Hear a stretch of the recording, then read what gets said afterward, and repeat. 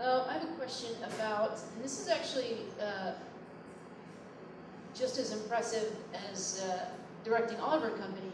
So George, and you correct any of these facts, but George directed Oliver and Company, and then you were the next, there's directed Oliver and Company, and then you were given The Lion King. Were you partnered with, well, I'll just let you answer that question. I was the first director on Lion King. Right. Lion King had been in development for almost 10 years before the movie was even released. It was called King of the Jungle.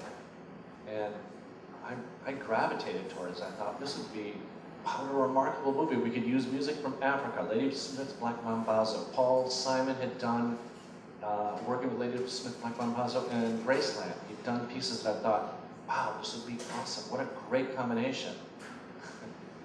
Well, how do I put this? I fought for that pretty intensely. And I was not a fan of the decision to go, I can say this now because it's 1,000 years later, with Elton John. Hard cut to the movie coming out and making $1 trillion, and you know, who knew? But I really felt here was an opportunity to combine the settings of Africa, the characters set in Africa, with some really terrific African musicians. So we're coming out of South Africa, and Ethiopia, and Kenya, and Nairobi. I thought, wow, this would be great. The studio felt otherwise, and I left that movie, and it's a business. You know, I was replaced by another director. That's, you play, you know, it's their ball, and that's just life. And you move on, and I moved on to other things. It was a remarkable experience. 6 of us went to Africa. The character of Zazu, the bird, do you all know who this character is? That came out of, we were having lunch, and this weird-looking bird, I mean, really, with this enormous beak, like, what the hell is this thing? Like, and Roger, the other director, was like, man, let's make that Zazu. At the other time, we had a completely different design, it had a real long beak, and it was more of a fussy, prissy little thing with, like, you know, little tiny wings and stuff. And we were like, maybe we were just drinking way too much, but we were like, yes, that's the new Zazu. So it was a worthwhile trip. The other thing that came out of that trip was to, I don't know how much of you know, there's something called aspect ratio to movies, which is the relative relationship of the height to the width, which is the aspect ratio. Most movies are 1:8:5, used to be. Now most movies are wider than they are thinner, so it's 2:25:1 or whatever, cinemascope, however you want to call it. We decided to make Lion King scope because of the vistas. You're standing out on these African prairies, and the land seems to go on forever. And we just felt, this just didn't capture it. So the bird and a lot of liquor got us to Zazu, and then the landscapes got us to cinemascope. So it was really a worthwhile trip. It was an amazing trip. You should print that on the DVD labels on the back. That's where it came from. Please leave the liquor part out of it if you don't mind. I appreciate it. You guys cover your ears. Oh, I mean, when I say liquor, liqueur, so it's a pain. So we have, I have questions from the audience. I certainly will read those. Do we have anybody else in the audience who would like to come up and personally ask George a question? Yes? Good.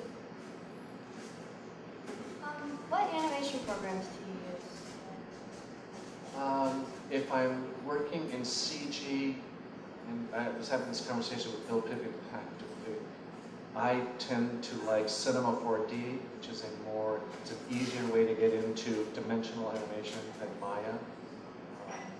Was that your question, like specifically like CG work or Photoshop or After Effects?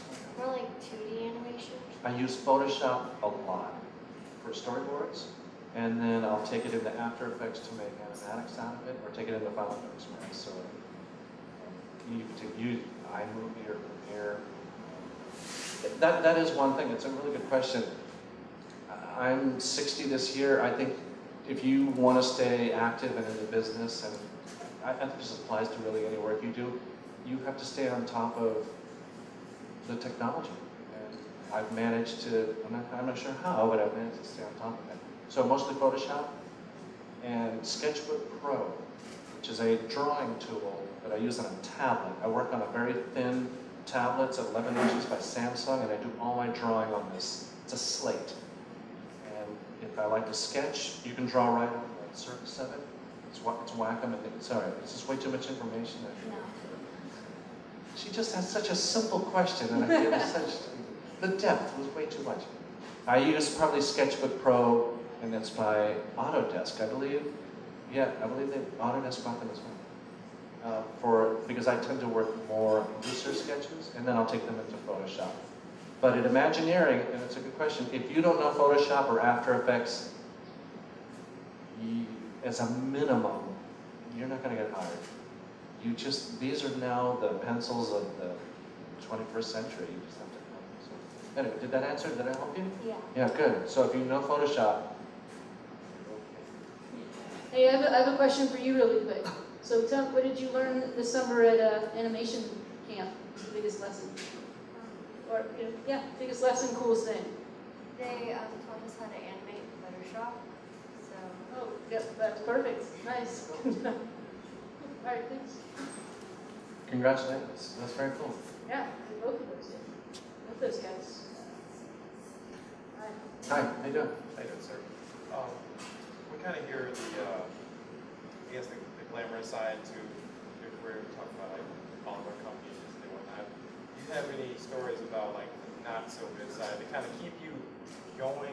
So like, I guess what I'm asking is, those times where I guess you had to keep yourself self-motivated because you were looking for something else, but at the time you were doing something that you really did enjoy, horror story, that kind of thing. Did everyone hear his question? Was there an unglamorous side to working at an Oliver company? Would you like to meet me later for drinks? This is going to take a long time. No, I'm kidding. You know, I'll come at the question a slightly different way. The producer who I worked with, we would hire by humor. When we interviewed people, we would throw out a small suggestion of a joke. And if they laughed and if they came back, we knew they're going to work out okay. Because the movies are so difficult to make, and they take such a long time, and you are constantly changing the story, and you forget why you even decided to make this movie. And you really go, why did I even ask to get on it? I think it's like any long-term job. There must be moments when it's difficult. Probably the lowest point was I was doing a recording session with Bette Midler at 8 o'clock at night. She had agreed to do the voice of Georgette, and she was very gracious about it. She was very professional with me. And I think she expected that we would be done in 1 or 2 sessions. And by the 5th session, she said at an open mic, "When is this movie ever going to get over?" Like, okay, Miss Midler, could we get another line reading? It's a lot of work. It's an enormous amount of work. And sometimes you get notes from executives that you don't necessarily agree with, but you have to find a way to make that note your own. This is hard to describe. You have to be able to take something that you don't particularly, you don't understand, but you figure out a way, all right, I'll take that note, but I'm going to do it this way.